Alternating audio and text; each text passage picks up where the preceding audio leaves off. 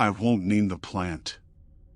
It stood on the edge of the city, surrounded by empty parking lots and scorched-out warehouses.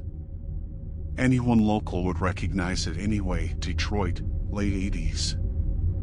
Back when American auto industry was still breathing, and we were breathing with it. I spent almost a decade there. Long enough to see things most people deny. The long-timers never doubted, in those halls, there were more workers than payroll ever showed. Here are just a few cases I lived through. 1. The hoof print in the silence. My first night is a blur, like I wasn't fully there, more shadow than body. The forge breathed on its own dull metal resonance, overheated air, the hum of a distant freight train. Around 3 a.m., I went to the restroom. The forge hallway was darker than usual. The lamps flickered with a nervous, wrong kind of light. On the way, I ran into George, the senior blacksmith. He was paler than a man with 20 years of steel heat should ever look. "Don't use the middle stall," he muttered. "Not tonight." When a man like George says not tonight, he means it. But I was younger then. Curiosity was louder. I opened the door. The light died. Completely. Instant. In the darkness, I heard a hoof step. Not fast. Not aggressive. Measured. Like something that had every right to be there. The light returned, trembling. I looked at the toilet seat. The hoof print wasn't just black, it was wet, slick, reflective. Like whatever left it had been there seconds earlier. Above it hung a tiny Presbyterian icon. Scratched from the inside. Fresh marks, like claw edges, but no animal could fit in there. Later George told me. That night the gas tank blew. Torched everything. Tore that stall clean off. The print showed up right after. Same shape, same shine. We sealed it since. And we don't open it. You opened it. Now the plant knows you. He was drunk when he said it, but his voice was sober. His eyes had the same look I'd seen in Vietnam vets. A memory that nothing scrubs out. 2. The burnt smell. We had an electrician when he walked a conveyor like a doctor listening to heartbeats.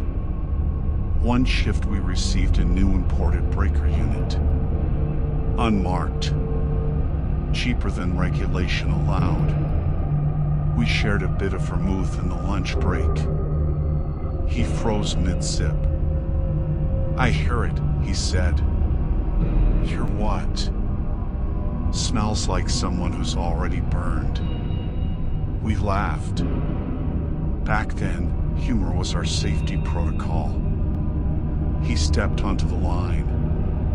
A minute later, the whole block flickered, pressure dropped, automation kicked power through on its own even though the stop panel was green. We found one intact if seen from a distance. Up close he was charcoal, but not from surface flame. As if the current burned from the inside outward. From that day on, the smell of cooked meat with no source meant only one thing. Something has already happened, and hasn't yet. They trained us in safety regulations. The plant trained us in its own. 3. The eye. Tom died in gas section. He didn't believe in superstition. Called us all idiots for it. He leaned in to inspect the flame before the sensor shut down. The blast didn't just take metal. It took presence. After that, if you looked through the sight glass, there was no reflection. Not yours. Not anyone's. Glass intact. Light intact. But the world behind it refused form. Text whispered. It blinks if you watch long enough. I saw it too. A spark inside. Not flame, not glare. A pupil. 4. The compressor corridor.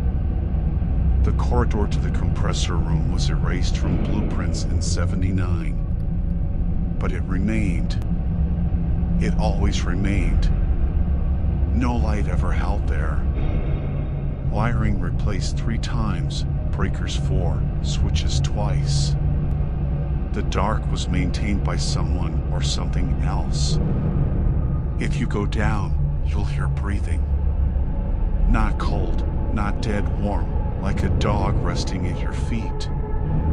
But there have never been animals down there. If you slip, a large hand catches your elbow. Confident grip, correct weight distribution. As if someone down there was trained to catch falling men, but never learned how to speak. 5. The vat. Alice fell into the acid vat. Metal hissed too quietly, almost pleased.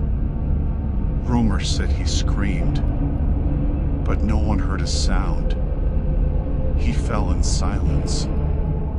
A year later, the temperature readout stayed the same, 100 degrees Fahrenheit. Always. Summer, winter, power on, power off. If you stand next to it too long, warmth crawls across your back, like a palm pressed gently between your shoulder blades. Night security avoids looking into the reflection. They say Ella's face is visible there, but turned sideways, not upward, watching the walkers. 6. Station 19. 3 conveyor stations, but 19 stayed unused. The floor shook like something alive pulsed beneath it. One night I saw a figure there. Blue workwear, old cut, no badges. Hands behind the back like a veteran in formation. When I looked directly, gone. Peripheral glance, present. But the mirror was the worst. There was no glass panel anymore, removed 10 years earlier. Yet the reflection showed me, and beside me him. Taller. No shadow. No sound. Coworkers said, if you see him, the plant has accepted you. Don't be afraid. It's worse if he leaves, and you stay. Cats slept only there. On vibrating steel, in stained silence. Plant cats always distinguish the warmth of the living from the warmth of those who remain. Most believe the workshops are closed now, but lights still burn. Security still signs in. The cameras still blink. I spent years thinking these stories were just the nerves of night shifts. But now, with the city hollowed out, factory windows punched through, lines rusting, I sometimes hear the hum again. Far away, like a highway after midnight. Sometimes I see light from that sealed metal stall, and I hear that same step. Slow, hoofed, from something that doesn't hurry, because it arrived long before we did.